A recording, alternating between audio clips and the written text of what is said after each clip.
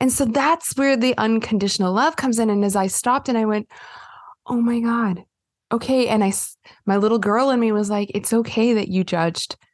It's okay. And how do you do that? You come at it as you would it as a child. And this is why we're such huge believers in inner child healing, because I couldn't look at myself as the professional clinical therapist that I am to deal with this. I had to go to the 3-year-old little me and I'm like, Kate, she didn't mean it. She didn't mean it. And I was like, you don't mean that. You know that you love that person and you know that you're loved. And I just started to just soothe her and be like, it's okay that you felt that way. You actually don't judge that person. You actually love that person. You actually can see the beauty in that person. You actually know that person's worth it because you know you're worth it. And you know that there'll be circumstances in your life where grace will be extended to you. And it was just such a beautiful process. And now I can fundamentally say, if I was to put in that situation again, I would probably view it differently because I accepted the shadow and transformed it. Welcome, beautiful beings, to season 2 of the Cosmic Love Antenna podcast with your host, Harrison Ma. This podcast sets the loving intention of creating the mystical space needed to pull back the layers restricting health, alignment, and love. Now let's walk you home to your cosmic spiritual heart space. And before we continue this beautiful chat today, wonderful souls, I need to jump in here to share something really exciting. If you've been following these episodes or you've been following me on social media, you know that I am in the process of releasing my first book, Your Cosmic Love Antenna, Define, Embody, and Emit Your Unique Frequency of Love. And at the time of this episode release, pre-orders are now open. If you have been pulled to this show, if you're looking to understand the what, the how, and the why of love, if you're looking to apply some of the tools connected to your chakras, inner child, releasing religious trauma, ancestral healing, emotional release, and so much more, then this beautiful expression from my heart to yours is for you. If you are looking to channel more of your unique gifts and the divine frequency that you are, these pages will open all of this up. And if you're interested, all you need to do is go to cosmicloveantenna.com. That's cosmicloveantenna.com. And you can pre-order this book right now. If you pre-order, click on that link, put in your email, you're going to get access to some special gifts that I'm only offering to those who get in before I release it fully. These gifts are going to be some more channeled meditations, activations, and some other surprises from my heart to yours. So head over to cosmicloveantenna.com, pre-order this beautiful expression, and I can't wait to hear how it shifts your life. If you're listening to this after pre-order sales, that same link can be also used to go to the direct purchase link. Sending love, and I hope you enjoyed the rest of this episode today. Good morning, evening, afternoon, mystical beings. Welcome back to the show. I'm excited today to get into a loving chat as always, but today's topic, honing in on love, specifically honing in on conditional versus unconditional loving. What's going on here? What are the different aspects of this? Is this an and game? Is this an or game? Where does programming, worthiness, self-sacrifice, body image, scarcity, abundance, where does all this tie in? And is there an answer here? I'm going to talk all about this and more today, and I couldn't think of a more divine and beautiful being to have this chat with than my lovely, I think, 5-time guest, 5 or 6-time guest on the show, the beautiful Sheryne Willson. Sheryne is the Innermind Specialist. She's a transformational coach. She is a health and wellness expert, a clinical hypnotherapist, NLP master, all the things. My loving friend, Sheryne, welcome back. Hello, dear friend Harrison. I have been on your podcast a lot, but we've also talked a lot. So it makes sense. It makes sense. I'm so happy. Thank you. Well, I think a big part of it, Sheryne, and I know you probably resonate with this. This is what we talk about anyway, right? This is what we'll be in our DMs, and just you'll be sending me audio messages, and I'll be attempting to reply to all your beautiful messages. And why not do a podcast, right? Why not just talk about it and record it? So we're here. I do send you a lot of messages. My throat chakra is very healthy and no, and I appreciate flowing. It makes me, it urges me to express more. So it's a beautiful mirror as always. Let's get into it, my friend, because there's a lot here. And I had the inspiration from this based off what you were telling me. So I think a good place to start with this, and then we'll go into different topics within this unconditional versus conditional loving topic. You have been meditating on this a lot. You've been having this as a theme of your meditation. So maybe you can speak to why that is so, and then we'll go from there. On the love, the unconditional love the stuff? Unconditional versus conditional loving. Why has it been such a big theme in your meditations recently? I've been listening to wonderful. You and I were always gathering information, inspiration, and listening on a podcast, and numerous people kind of had mentioned this, gurus that we are fond of, saying, yeah, and when the conditions are really good, it's easy to be grateful. And I'm like, yeah. And then I started to think, does that mean my love is conditional based on some of these circumstances that I really enjoy in my life? I really enjoy this sunset. This is beautiful. But would I enjoy the sun if there was no sun setting? Then I started in my journey. Now, I know you know this. I went through a huge Michael Singer journey of surrendering, and some of it didn't sit right with me, in that it was like being okay with things at all times. And I'm going, okay, that really irks me and debunks a lot of stuff, because we enjoy conditions when they're really good, but then when conditions aren't good, how do we, be okay? And I mean, Michael Singer's like, you surrender to those conditions. And I'm like, but that he doesn't feel good either, because I don't want to just lay down and be like, I'm okay with snowy weather and no sunsets, and so I went deep into understanding it, and I'm still unraveling it. And even this morning I was getting more, I'm like, oh my gosh, what does unconditional love mean? So I love it. Thank you for that, that outline. And I think that really sets the frame here of what we're going to get into. And I think a place to begin based off what you just said, Sheryne, is, and I said this in the intro, I don't think it's an or conversation. I think it's an and conversation. I don't think it's conditional loving or unconditional loving. I think it's conditional and unconditional. And what I mean by this is, I've spoken about many times on the show, with you, a lot of it, the fact that we aren't just one thing. We aren't just a human. We aren't just a spiritual being. We're both, right? We're a human being in this incarnation that's having a spiritual experience, or whatever way you want to frame that. And so another way that you could describe this is the difference between the small self and the big self, right? The small self, being the human, has a lot of conditions, and then the God presence, or the divinity inside of me, or the spiritual being inside of me, what is it made of? Yeah, inner being is made of what? Unconditional love. So I think it's and. What are your thoughts on that? Yeah, they work together, because one thing, and this is not to knock any other religions, because it's such a learning and growth experience. We're talking about religion. I think this is a new record. 5 minutes into the chat and we're already getting into religion. I love it.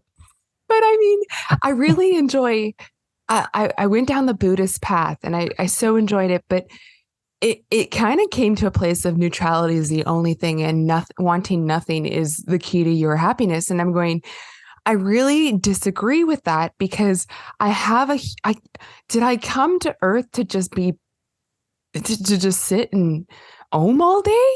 And then of wanting and desiring, and that's works together with the inner being of creation. Yeah. So it brings to mind the monk in the mountain analogy, right? You don't want to, do you want to be the monk in the mountain that's cold and frail and meditating in samadhi all day? Or do you want to be the monk that comes back into society, brings that samadhi with them, and also has chocolate on the weekend? Yeah, right? Right? So I really got into, I don't think it's wrong to desire. I actually think and there's a difference between wanting out of a place of fear, um, and like a lot of people focus on what they don't want, right? Like, I don't want that, and I don't want that, and I don't want that, and I don't want, but they never go and flip the coin of bringing what I think that in your being, your highest self really wants, and seeing everything from a place of source. And so it's like, yeah, I don't like this, or I don't want that. And it's because there's contrast, and it's because you want something different, which brings you closer to your divine being, creation, all that. So Yep. I don't know if that makes sense, but It does, my friend. And just for people listening, put on your, if your hat is not on already, put on your mystical spiritual hat, because we're going to, this conversation of conditional versus unconditional loving, to fully wrap your head around it, we do need to go to these deeper layers. So open your hearts. We'll go a little bit deeper here. So let's take this to another area then, Sheryne. Okay, if we can understand that, okay, it's not an or game, it's an and game. We deserve to have both. What is the thing that's causing the resistance? What is the thing that's causing the challenge within this? And I have a couple of theories behind this. And I think the first theory we could talk about is the programming of it all, right? The conditioning so for example, and I'll just frame it this way. I grew up in a society as a kid, as a child, with a lot of programming, right? Whether it be through my education system, whether it be through my religious culture that I grew up in, whether it be through, big food, big pharmaceutical companies, all these elements outside of me that conditioned the small self that works with those conditional loving to be a certain way. So I guess, what's your thoughts on the programming and the conditioning of this within this conditional loving and unconditional loving element, my friend? How much does it impact it? well, I think the programming and that works to a certain extent if you're completely disconnected from your inner being. Yes. Which I look most of us are. Yeah. And I look at people that I'm like, well, how Sally down the street, who has no problem stealing or is fine just being stuck in the program, how come she doesn't have any issues? And I'm going, she's so disconnected from self that, it's okay she only knows one way. But when you begin to connect with your inner being, why people have, I think the reason you and I see a lot of people's lives blow up once they start awakening to themselves and coming to their inner being is because now there is that connection. And now there's a clear definition of when you are in and out, when you're in and out of alignment. And so it's like, you ever could you imagine living in a tropical country and you're like, this is all I know and I feels incredible. And then you go to the Antarctica and you're like, this is your new environment. And you're like, but I now know how it was or what it should be. And that's going to create a lot of resistance. I'm not enjoying the snow because I know there's sunshine. That's going to create a lot of resistance. So the resistance comes when you start recognizing your inner truth. And so whenever there's a negative emotion you're coming up against, it's because it's coming up against what isn't true or should be true or in alignment with your higher self. And I think in that moment, we can decide to apply unconditional or conditional loving, right? Do I need to apply some of my own human parameters? Like the word that comes up is boundaries, healthy boundaries, right? To come back into myself. Or do I need to take a step forward through my big self, my inner being, my loving space, my soul, through an unconditional loving space of love, right? And move through the fear, move through the separation that's arising, right? As you were speaking, my friend, I was getting the image of the Matrix movie. And that film, I don't know if you ever realized this, but the Matrix film and the Matrix trilogy specifically just the first one, is becoming more relevant as the years go on, right? Particularly when you look at what's been happening over the last years with COVID and everything. And the reason I bring that up is it's a perfect example of what you're talking about. Is once you've awakened to and I'll use my fingers here, the real reality, you can't go back, right? You can't just fall back asleep again because that inner being has awakened, right? Yeah. Yeah. And so I get excited when people have a lot of resistance, because that tells me they're getting really clear on what alignment means and what their inner self really is trying to teach them. And it's the contrast of, hey, it's actually supposed to be this way. And I love what you just said. I actually want to tap into something, because I've always questioned boundaries. I remember being a little girl and my mom reading the Boundaries book. I can't remember, by Dr. Townsend. Anyway, super Christian communities. And I always thought it was so weird. And then I remember I harped on it for a long time. And then I thought, in my meditation, I thought, do we need boundaries? Does Source need boundaries? If Source is limitless and untouchable and unaffected, does Source need boundaries? Do we need boundaries? Does your inner being need boundaries? If it is infinite love, does it need boundaries? Let's talk about this. So I agree with you. No, it doesn't. That infinite being doesn't. But this goes back to the big self and the small self, right? The big self doesn't, but the human being that is in this incarnation that is holding that, right? Let's give an example of this, right? We were just talking about it before we started recording. The big self inside of me has limited potential, right? We're going to talk about this later in terms of scarcity versus abundance. But the small human self is impacted by astrological events, is impacted by the eclipse, is impacted by that client that sends that negative feedback, or whatever the thing is. So that human, that small self, I'll give my example. I needed to set the boundaries last night, go to bed early, take half a bottle of CBD and wipe myself out. That was my boundaries. The inner being was probably good to go, and the boundaries, those human boundaries, were to bring you back closer to your higher self. Yes, exactly. It was a training tool, right? And that's what I think of is that boundaries really are human training wheels. Yeah. It's the smaller self being like, I haven't quite figured out how to be in alignment at all times, so I need to have boundaries. Yeah.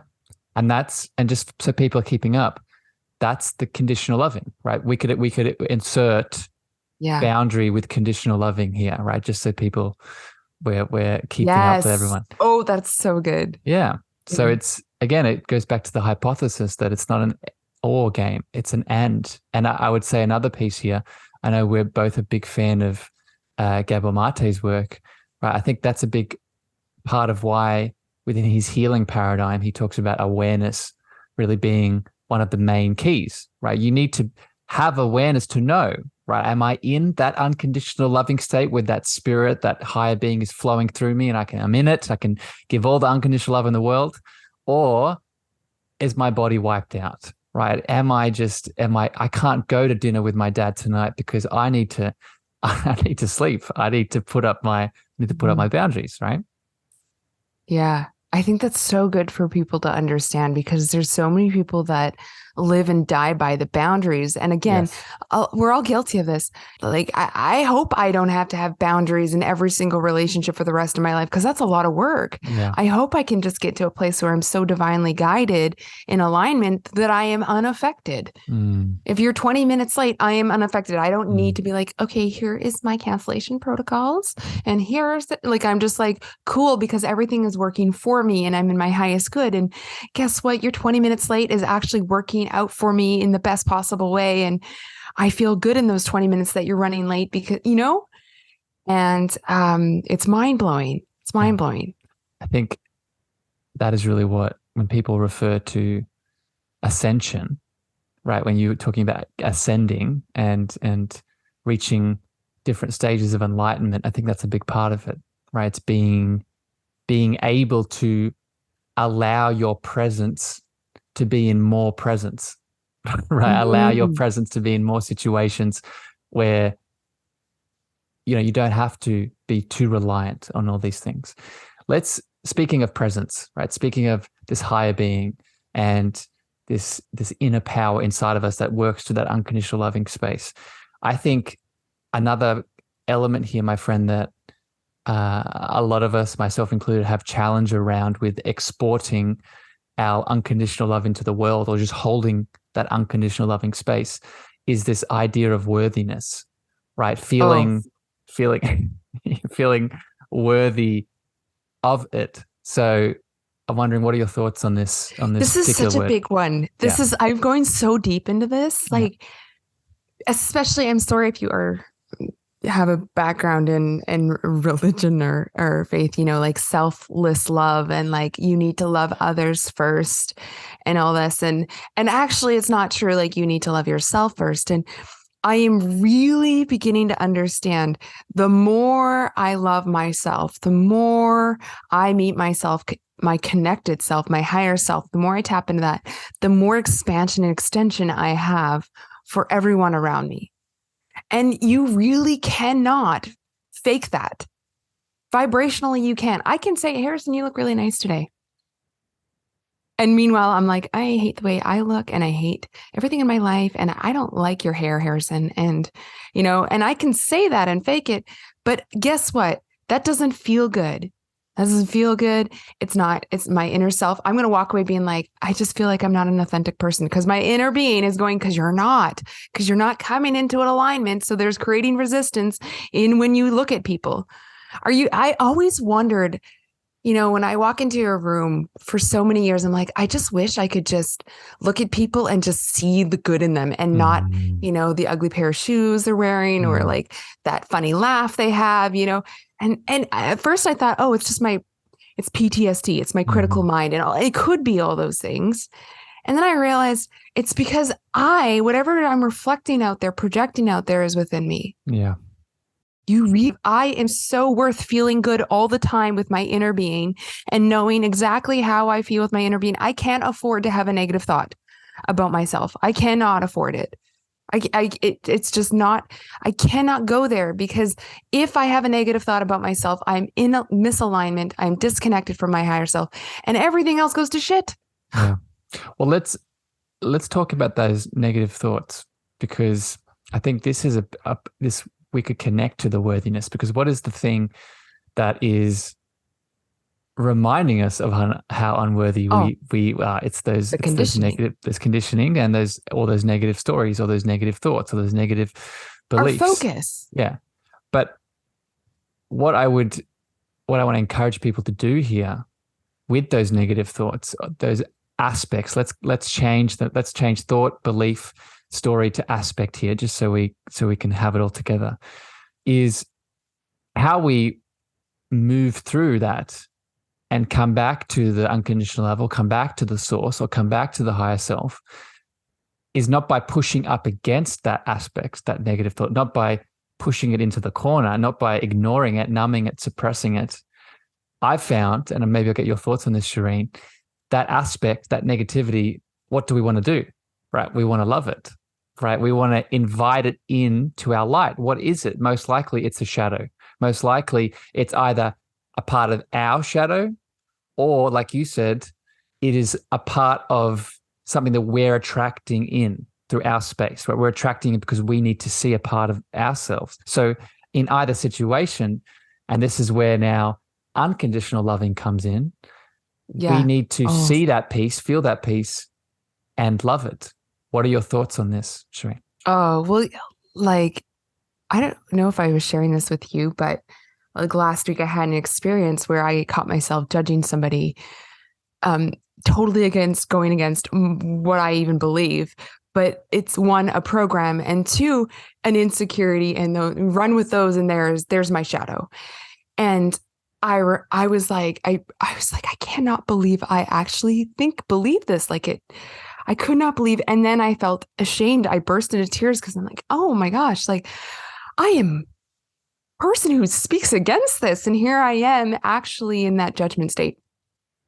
And, I had like so many people will just ignore it, let it go, just ignore it. But the problem is if you don't change and accept it, the frequency, the belief, the thought, all of it, that whole state of it, it will be there when I come back. So maybe, it was a rare circumstance too. But what if it did happen 2 years, 3 years from now, 5 years from now? It's going to be activated all over again. That shadow is going to actually probably keep coming up more and more. And so that's where the unconditional love comes in. And as I stopped and I went, oh my God, okay. And my little girl in me was like, it's okay that you judged. It's okay. And how do you do that? You come at it as you would it as a child. And this is why we're such huge believers in inner child healing, because I couldn't look at myself as the professional clinical therapist that I am to deal with this. I had to go to the 3-year-old little me and I'm like, Kate, she didn't mean it. She didn't mean it. And I was like, you don't mean that. You know that you love that person and you know that you're loved. And, and I just started to just soothe her and be like, it's okay that you felt that way. And part of that, and I just soothed her all day for a few days. I'm like, and then I went to like some friends that would hold that space for me. And they were like, I get it. Yeah, that's understandable. I know you would feel that way. That's okay. And I loved the shit out of feeling that way, that the shame was gone, all of us. And then I'm finally like, what does my inner being actually believe? What is that inner being? And that adult me comes in and nurtures that child and goes, you actually don't judge that person. You actually love that person. You actually can see the beauty in that person. You actually know that person's worth it because you know you're worth it. And you know that there'll be circumstances in your life where grace will be extended to you. And it was just such a beautiful process. And I'm telling you, folks, it wasn't like a split second forgiveness, I'll just let this go. It was a process. It took me a good 3-4 days to get to a place of changing the whole frequency, my belief, my stance, all of it around it. And now I can fundamentally say if I was to put in that situation again, I would probably view it differently because I accepted the shadow and transformed it. You loved it. Oh, beautiful, beautiful example, Sheryne. And there's a couple of different components of this. So what you said is I call it the term, or I describe it as holding the child, right? What you just talked about, like we would an external child in our life, we do it for these internal aspects that are in resistance, in separation, in pain, right? We hold the child. That is the frequency that we approach that piece of us, that negative thought or that stuck emotion that's causing tension. And in that frequency, we are in a space of unconditional love.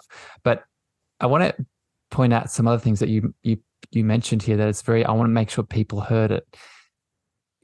Once you did that work, then your friends matched that frequency, right? Why did they match that frequency? It's because you changed you first, right? And this is so interesting here. It's unfolding as we're speaking.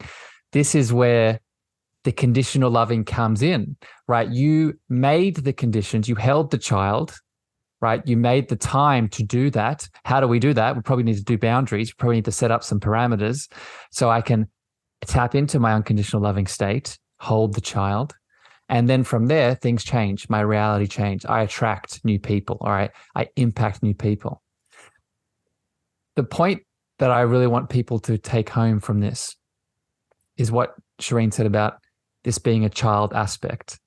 And I want to get your thoughts on this, Sheryne. I was speaking to I had a beautiful guest on the show a couple of days ago. And at the time of this podcast release, it should be out, the beautiful Dana, we're talking about internal family systems. I'm sure you've dived into this work, my friend. And I asked her the question that I knew the answer to, but I wanted to hear her speak it from a therapeutic lens. I asked her, what is the percentage of aspects that are inside of us that are in this tension, this negativity, this pain, this resistance? What is the percentage of those aspects? Are they child related? Are they childhood related? And she said between 90 and 95% right? of them. Yeah. Does this resonate, my friend? What are your thoughts? Yeah, absolutely. I mean, because that's love. our very first introduction to love and self-love is those ages, is childhood. And I'm sure she shared this, but we learn predominantly by modeling. Just like animals learn from watching. People are like, how are animals so intelligent? They've watched us. How do bears know how to open door handles? Because they see modeling, matching and modeling. They're going, oh, so, that's our first introduction to conditional and unconditional love. And that gets so quote unquote programmed into us. Now we can change it by bringing awareness and doing the work around it and wanting to be different. Recognize it. That was the first thing is I got to a place where I'm like, I want to understand unconditional love because my programming around it's not working for me. Because so far, unconditional love was, well, if you love me, you'll do this, because that's what unconditional love is, which is actually conditional love. Yeah. And unhealthy I was saying, conditional love. Yeah. Yeah. And I was saying to my brother, it doesn't matter which parent did this, but I said to my brother, I really dislike that this particular parent, when we were in the wrong, they were more focused on us getting it right than extending love to us. And almost they would let us suffer longer because we needed to learn it. And I appreciate that as a parent, you want your children to learn the skill, the concept, real life. However, that can be very damaging and very conditional love because, like you said, you can't repair something until you first meet the child, until you love it first. I wanted to get to a place of, okay, I want to recognize when I'm being in conditional love. And there are times, like we said, when conditional love is very acceptable. I really like your hair. That makes me love you more. That's a condition. But I love you, just unconditional love goes, I love you just as much, or I appreciate you just as much, even if you didn't have hair. Yeah. I think that's the place you want to get to. I think my hair must be beaming frequency today. It's a lot of, I'm happy with my hair today. It looks really good. It does look really good. Thank you, Sheryne. I love it. So Sheryne, let's get into now, and you touched on this slightly before, but I can't help myself, and I want to go deeper into this piece of conditional versus unconditional loving. And this is the topic, this category is self-sacrifice and the religious connotations around this, because we can't have an conditional loving conversation without talking about the spiritual aspects. And we can't talk about the spiritual aspects without understanding the religious programming that's on top of it. And I say this with love, and I say this every time we bring up this topic.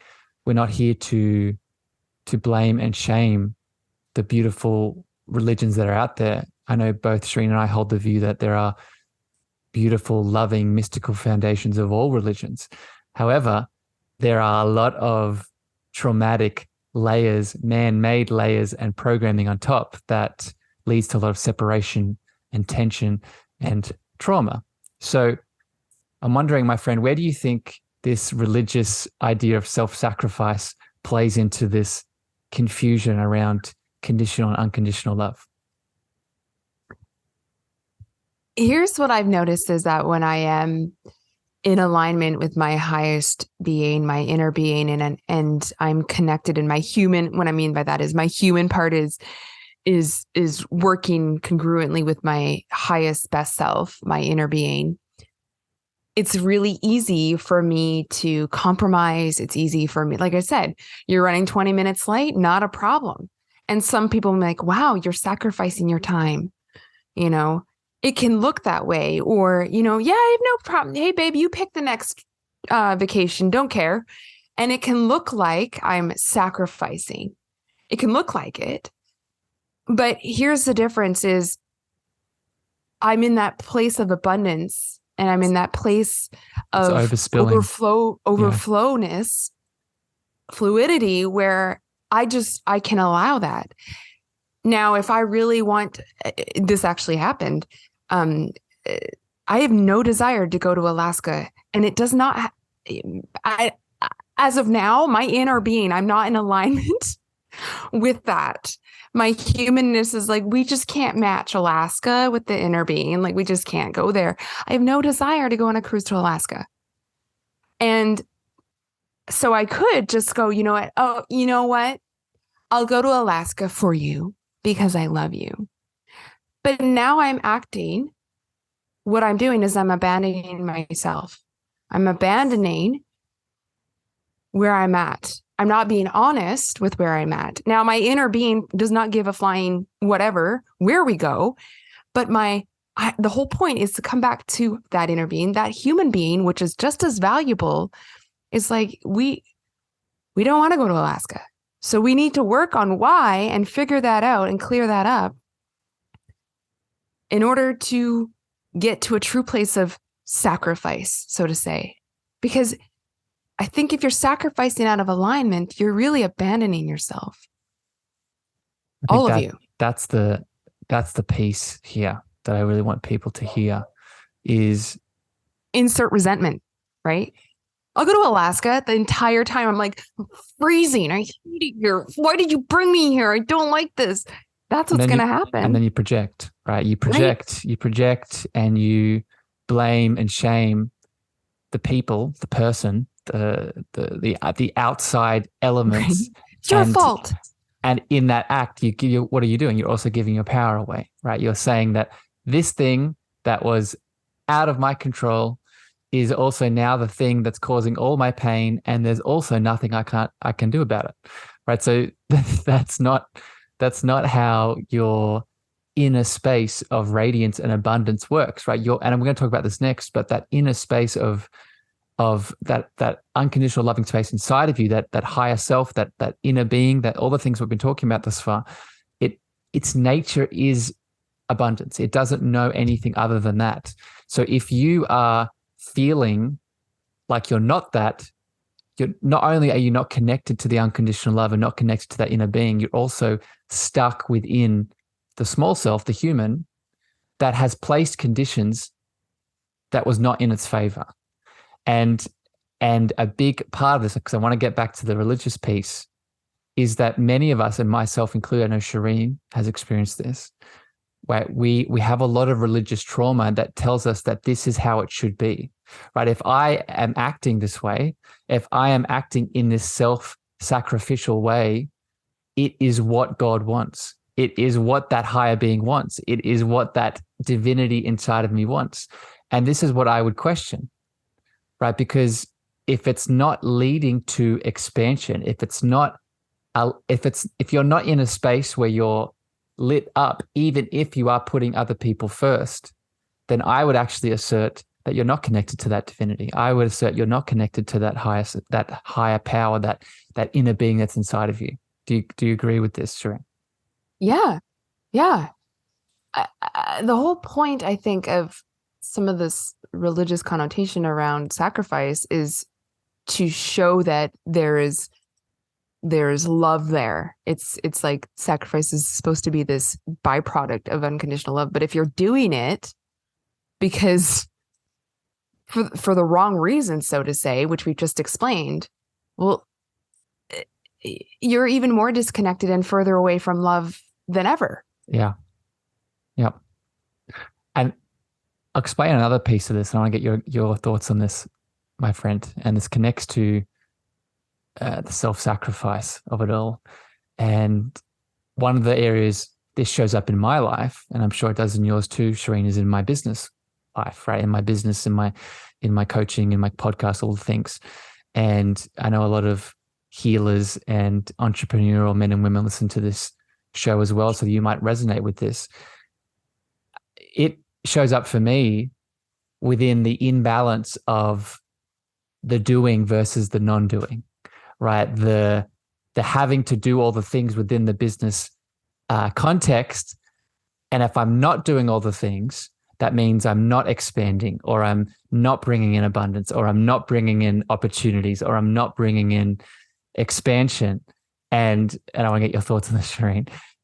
I am constantly reminded that when I do take my foot off the pedal, that is also creating space for things to come in as well. When I'm not, quote unquote, sacrificing myself and in the overdoing, that also brings me abundance. Right? What are your thoughts on this? This is so big. This is what my meditation on my walk yesterday was about, was um you know because I took a 3-hour walk, and I should have been working on my website. I should have been, there's a long list when you're your own business owner, right? Or entrepreneur. And I just, and I got, no, I'm in receiving mode. I'm in receiving mode. I'm allowing it all to come together because, and I had to remind myself the universe is working for me, because if I go and go and go and sacrifice and work and work and work, I don't even have the energy to take the abundance of what I've sown and do anything with it. And what's the point of that? Like, okay, so, and I see this. I mean, I see this all the time. People that have a lot of money, but no energy, or don't have the health, or don't have the time, or and it's like, I think I tagged you in this post, like, you are not here actually to save the world and fix it. You actually aren't. You aren't here to work. You aren't here. You really are here to enjoy and experience it. And out of that, you can create. And if that's working 12 hours a day and you're in alignment with that, great. But if I'm just like, I'm now at a point where if I log into my computer and the internet doesn't load within 5 seconds, I'm like, okay, that's a sign. That's enough resistance for today. I'm like, no, because it's like, no, like, I don't have time to be frustrated. It's telling me redirect my energy elsewhere or go into receive mode. I'm just going to receive the internet to download on its own time. And you let me know when you're ready. And it makes life so much easier. But again, I think that is conditioning. It is conditioning. Yeah. Well, we'll come back to that, the conditioning of this abundance versus scarcity, because I think that's the last theme I want to hit on here around this conditional, unconditional loving piece. But just one more thing here around this doing versus non-doing element. The image that comes into my mind around receiving the things that we want, right? And I'd make a small asterisk what you said, my friend Sheryne, about the not here to save people or not here to, save the world. I do believe our soul is here to evolve. Our soul is here in soul school to learn and expand. And a side effect of that is also helping the collective expand. But I think what we have to remember within this context is we also evolve and we also expand within the non-doing, right? The image that comes into my head is the beautiful pregnant lady, the pregnant woman that's on the couch, right? And she's seemingly not doing anything, right? She's just relaxing. She's sitting down. She's honoring her body, and maybe she's not showing her bump yet. But so you'd think on the outside, you're looking in on that beautiful woman, you'd say, nothing's happening. Nothing's happening at all. That being is just wasting time. But in reality, there's something growing inside of her. There's something expanding inside of her. There's something evolving inside of her. And she's doing nothing at all. She's just sitting. She's just being. So I think that's an example of what we're talking about here, is that this unconditional loving energy can flow through you even in the act of being and stillness. Well, because that's love for yourself too.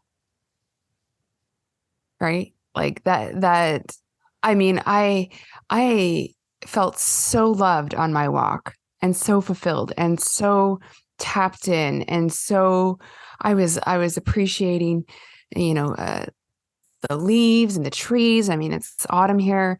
And I was just I didn't want it to end. And I was so loving that. And then out of that abundance, it's so easy to quote unquote work, because now I'm just flowing and it's an expansion. And I'm finding that that's more productive than just getting up and grinding or checking the emails, or because checking things off the list. I'm reminded my business was the most expansive when I took 10 days off and went camping. I came home and I think I sold the most packages, had the most amount of clients, because I was off grid for 10 days. Like, I let people know I'm going to be gone for 10 days. Came back and I was like, what is this? I didn't even open an email, and it just flew. Your cup was full, right? Yeah. It goes back to that analogy that you gave before, this is not about exporting into the world from a space of depletion, right? This is about, again, awareness, right? Tuning back in at any given moment. How full is my cup? Is my cup full? So now I'm spilling into the world and I'm doing, but I'm abundant. Or do I need to spend some time? Do I need to go, in your example, go out into the forest and camp, fill that up, to then take action, right? I think this, just for people listening, just to maybe wrap this point up, and we'll go to another question here. This conditional and unconditional loving conversation, we have to be mindful of the masculine and the feminine within inside of us, right? We have to ask what is needed. Do I need to stand in my masculine doing, or do I need to stand in my feminine being, right? Both are needed for this conditional, unconditional loving conversation to be balanced. Sheryne, let's talk now about what we mentioned a second ago around scarcity versus abundance, because I think this is a big part of, I know for me, as we were just explaining, how I've gotten disconnected between the conditional, unconditional loving is with the programming of, we live in a world where everything is scarce and I need to go earn my pile of resources. So my pile of resources, I'm safe and secure, and I need to be mindful of that pile. If it starts being decreased, I need to keep going because I'm not safe, right? And I'm not secure, and I need those X things to meet me, right? Versus what we've been talking about today, that being inside of us that works for that unconditional love. What does unconditional love mean? It means abundance. It means all the answers are there. So I guess, what's your perspective on this, my friend? What impact do you think this scarcity versus abundance mindset plays on this chat? I totally have a cheeky answer, because I have the gene key bountiful 3 times in my chart, and it is all about limitless resources and just it's easy. Apparently it's supposed to be really easy for me to access resources. And it is when I'm in my higher self, so to answer your question, I think a lot of it is the programming. Actually, repeat that again. Well, I think you're answering it, Sheryne. I think it's, how does this programming of us living in a world of scarcity versus, in my opinion, the correct programming that we are an abundant being in an abundant universe, how does this impact our confusion between conditional and unconditional loving? Yeah, I think the confusion is we're constantly looking at what is and being told what is, versus, it's like the 3D versus the potential. I don't even like saying the other D's. Just it's what is, and that's what I was listening to in my meditation this morning, was all about seeing things as is, but that's not how I want them to be, because that's not how source sees them to be. That's not how my inner self sees them to be, my higher self. And so when I look at my bank account and I see a limited amount of money, and this amount of bill coming out and this, and source goes, I don't understand. What's the problem? Go sell water on the street. Like, it's so like, and so I'm constantly moving from what is to what source sees it as, what is actually available to me if I just align with it. And again, it's the programming of, but look over here. And that's part of that's masculine, look over here, look at this system, look at the structure, look at this dollar amount, look at this detail, look at this, right? And it's like, but somehow that doesn't always equate because I'm still here and I lived through a pandemic and I've lived through droughts and and so I'm always taken care of. And my inner being says, you're a limitless resource. You're always taken care of. You'll figure it out. And the more I lean into that, the more you see potential. Because if you're focusing on what is, that dollar amount in your bank account, you miss, that dinner party you could go to you could meet somebody that expands your business and that next client. You miss that. I don't know how many times I'm like, I just need to stay home and do these emails. And I've been invited to go to a luncheon, and I go to a luncheon and I meet somebody and they become a client and then they buy a packet. And I'm like, we miss the opportunities when we focus on what is. But I have this long list of emails I need to open. Yeah, but in the grand scheme of things, Source says go to this luncheon because that's where your abundance lies. Yeah.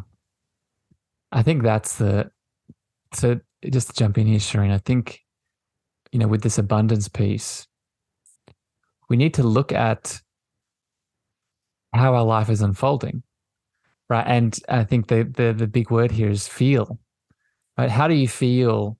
How do you feel when those opportunities, and we're just talking from a business perspective, but as you're listening, take this as any aspect in your life, whether it's relationship, whether it's, expansion of your health, whether it's, a holiday. How does it make you feel when you're in that situation, right? Connecting back to the theme of the show, for me, right, I'm pouring from that cup, right? I feel like I can give to everyone and not lose, right? I can keep giving and I'm still full, right? What's another word for this? I'm still abundant.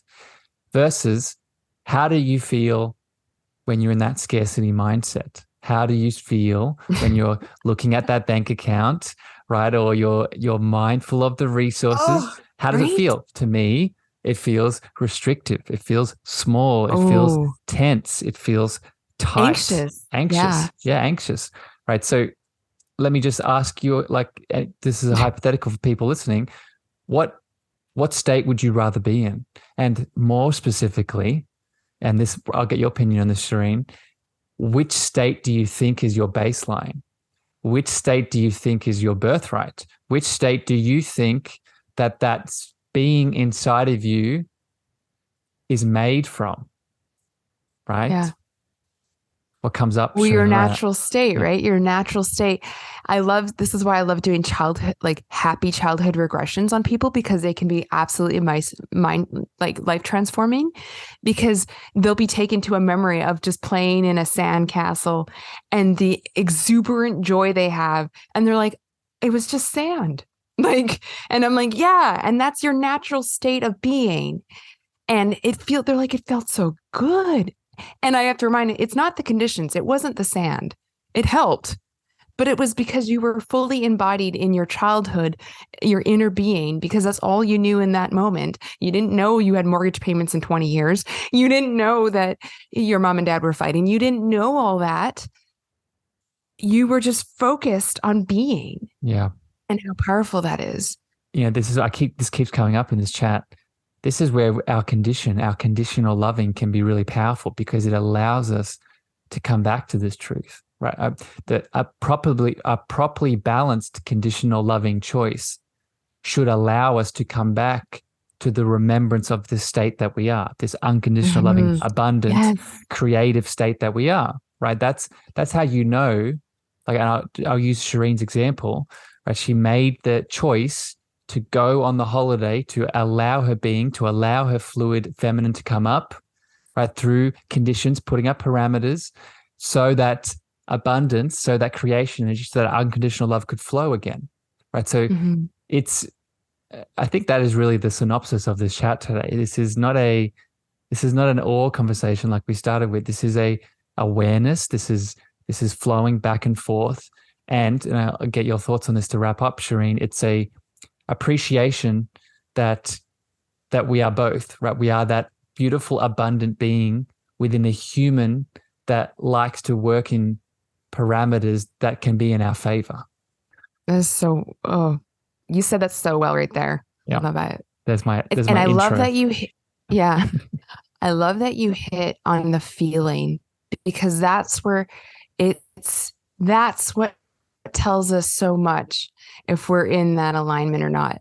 And an example pops in my head, and you're gonna laugh, but I had somebody make a comment about the vehicle I drive, and they expected me to be driving a nicer vehicle, based on my success, whatever.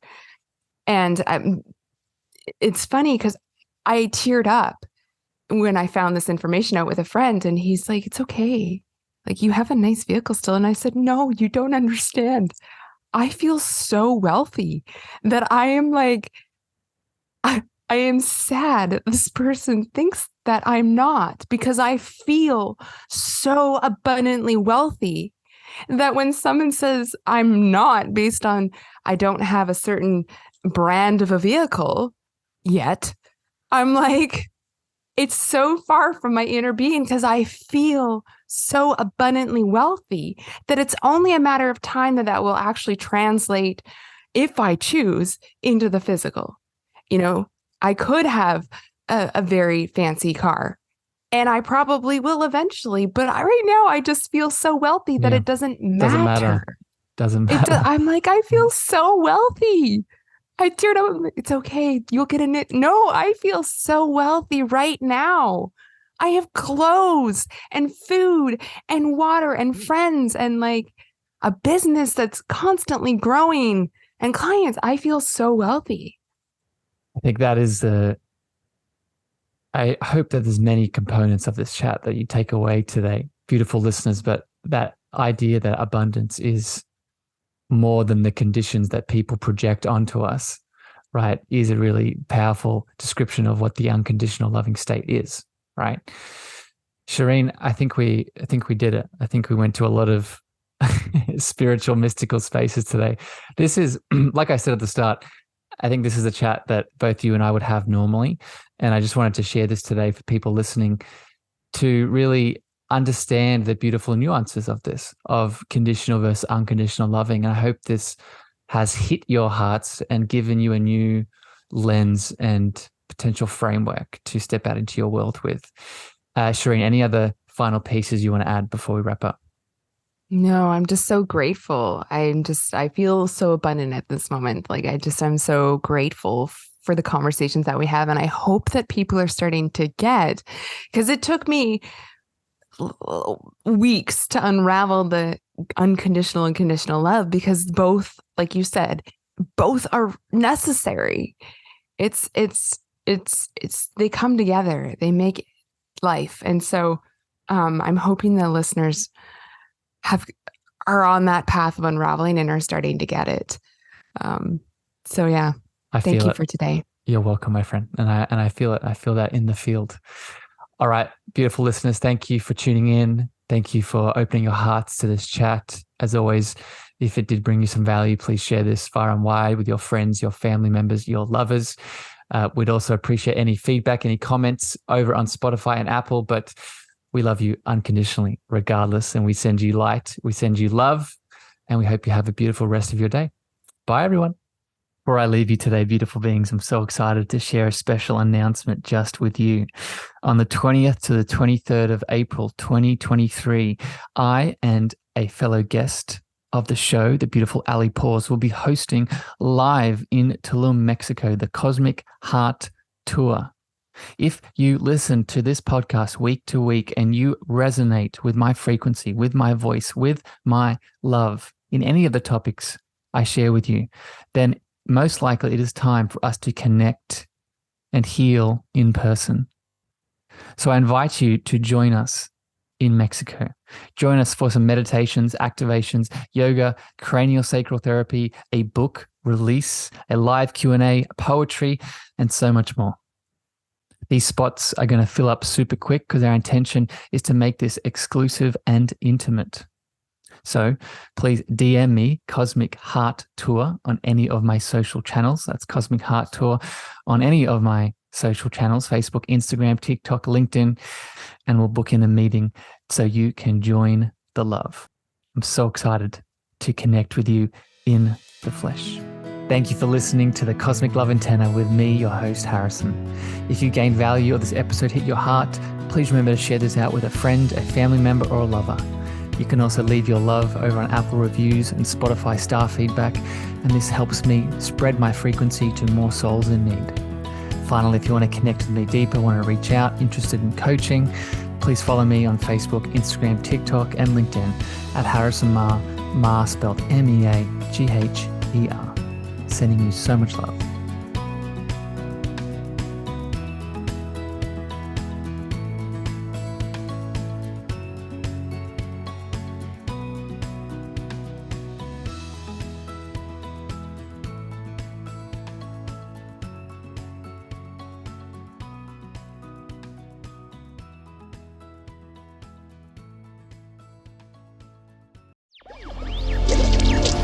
Electric acid.